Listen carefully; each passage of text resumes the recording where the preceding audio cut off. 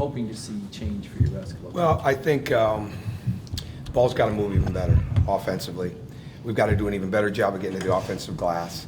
I think just playing competitive longer, a longer period of time, and really understanding that it's not just about how hard you play, it's how competitive you are. It's winning those battles when the shot goes up. It's getting back when you're tired and making sure we've got the rim covered and the ball stopped in transition. I think it's just making sure that's what our focus has been this week is understanding what fatigue is and what fatigue isn't, right? And a lot of times it's so mental, you've got to be able to overcome it. And you've got to be able to practice through it, you've got to be able to get through it, you've got to be able to execute through it. And I think, frankly, at the end of the game last week, because we had some tough practices, those guys were able to bear down and figure out a way to get the win at the end. And so you've got to continue to build on that, especially with what we have coming up with 2 games this week, and then obviously the Georgia Tech game, then 3 games in 3 days. So to me, it's the execution. We're still building chemistry. We're still building a synergy on the court. I think that's going to take time. But you want a cleaner game, all right, in the sense of crisper passing, better cuts, better shots, better communication on defense. That's what I mean by a cleaner game. But this is going to be a hard challenge. This team averaged 12.3 threes a game last year. I think they were second or third in the country in made threes, and first or second in attempted threes. They play fast. 50% of their shots are threes.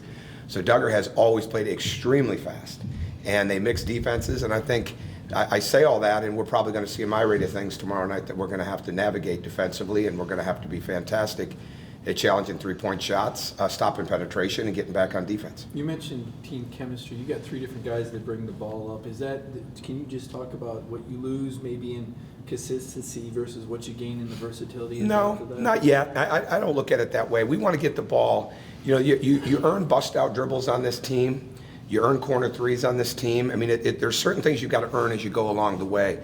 What we've got to get better at, and I thought we did inside of that game, was running without the basketball. And it's the biggest thing about our break is not who has it, it's how well is it getting thrown ahead. That's where we've got to, there'd be something that I would say that we've got to get better at, right, from game 1 to game 2, throwing the ball ahead.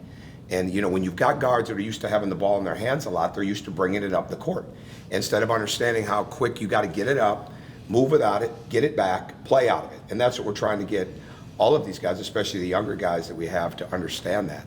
But to me, it's quicker ball movement, it's better cuts, it's making sure that ball's getting reversed and the ball can't sit where they think, okay, I've got to play now. No, we got to let the offense create the play. We got to let the concepts create the play. We got to let the ball create the play. And that's what we want to have happen, and the cutting to create the play. Coach, I think we've all been impressed with Xavier's maturity, his intelligence.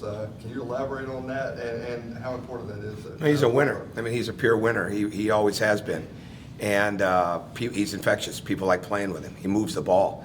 He works extremely hard. And what I like is he's controlling what he can control. He's making passes. He's defending at a really high rate. He's getting into the lane. Very unselfish, and has just a level of toughness about him. And he's got a very strong mental toughness about him, not to mention just to go along with his physical strength. So he's, he played his first college game the other night like so many of the rest of them, and I think he'll just keep getting better and better. Those guys like Donnell and Anthony and Xavier that are bringing the ball up the court, what do you see that's different about them when they bring to that position? How much over the course of a game do you kind of evaluate which one's going to do it more based on what the other team is giving you? How well it's moving, how quick the ball is moving, how quick we're getting it up the court, who's making decisions. There's a lot of right now, going 90, 60 to 90, or 90 or 60, 30 to 90, right? In the speed of it. And not just 90, 90, 90, but not just 30, 30, 60, right? You've got to mix it up. And that change of direction, change of pace, all those things that go into it are a huge part of that. But the bottom line is it's got to be thrown ahead, and we've got to get the game moving on offense. Following up on Xavier and his maturity and his qualities that you mentioned there, that's something that y'all saw right when he got here.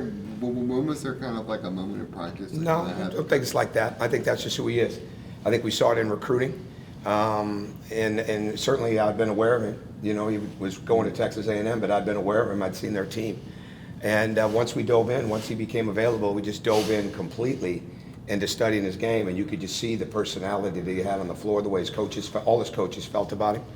So I don't think it's been anything that's really just kind of come alive in practice. I think he's just getting better and better every day in practice. What is that, how, as a coach, when you're looking at, you're obviously looking at a guy's talent, but there's all that sort of, the other parts of them Sure. that make them the player they are. And again, it's sort of rare when you see a freshman who's wants to be a GM in the NBA one day, and just some of the things, like you said, we talk about with the maturity, and how important is that to become, when you're evaluating a player. The key with a kid like that is never to lose his confidence, because he's got really good confidence. And so the bottom line is that you continue to build on his confidence, and that you continue to build on his belief of what he can do and he's capable of. But I mean, he walks in the gym and he feels like he can play, and I think he would feel like that in Athens, Georgia, or in Athens, Greece, right? I mean, it's what he's going to do. I mean, he feels that way. And I think that's pretty good, wasn't it, Mike? Came up with that quickly. 'Cause I did not know that question coming. That was pretty good. I'm going to use it again, though. But that's the bottom line with a kid like that. I mean, our job is to enhance and expand his skills, keep building on his confidence, keep showing him different ways to play, improving his game. And his job is to just keep being that infectious personality, that energizer that he is, and that tough guy that he is, and just keep impacting his teammates. Whether he's scoring or not, just keep impacting his teammates on both ends of the floor. And so far in this early season, he's doing that at a pretty good rate. Was there any concern about his stature? I mean, obviously the guy that size, that's My first point guard at Marquette was about 5'8", 5'9" on a good day. And no, that makes no difference to me. It's can you play, right? Can you play? Can you impact the game? Do you have the maturity and the leadership to impact it when it's not going well for you? And do you win? Do you win? He's a very competitiveness and desire to win would outweigh anything size-wise, for sure. With Donnell, what was the process like of recruiting him and sort of pitching this program to a grad transfer trying to join a team that's got so many young guys on it? Well, we knew we needed maturity, and he was a winner, and we knew we needed a guy that could do different things. Studying him on film, he could move without the ball, he could make shots. He'd been extremely well coached in high school AAU and at Northeastern. So to me, that was a plus. Fit what we wanted, character-wise, certainly academically, what he wanted. And I was a little surprised that more people didn't recruit him. But I'm glad that we got him. I think he fits extremely well. He has family in Georgia, obviously, which helped us to a degree. But I think he believed that he could come here and have a role, and he's definitely building that. When you heard that he was going vegan, what was your reaction? I didn't have one. It's not my first. So it's not my first. So it's just part of the. We just have to make sure that everybody in nutrition and when we're ordering meals is aware of it. That's all it really means. About 2 more questions. You're not vegan, I guess. I'm not. In terms of overall confidence, how would you say the team is right now on sort of that level? It's early. It's early. I mean, there's so many things that certainly winning helps breed confidence. But I mean, we've got to get chemistry. We've just got to continue to improve. And everything that we've done there's been a measuring stick inside of every game, which is really, really important. And to this point, we've answered it. But it's early, and we only have a 1-0 record. So we've got to keep doing that, and we've got to keep going through tough things. We've got to keep overcoming it. We've got to keep making sure that when we get up, we figure out how to stay up.